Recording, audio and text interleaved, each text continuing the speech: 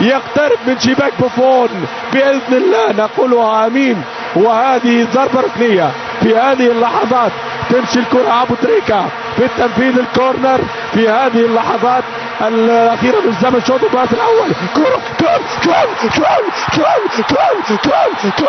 الله الله الله صوت راح.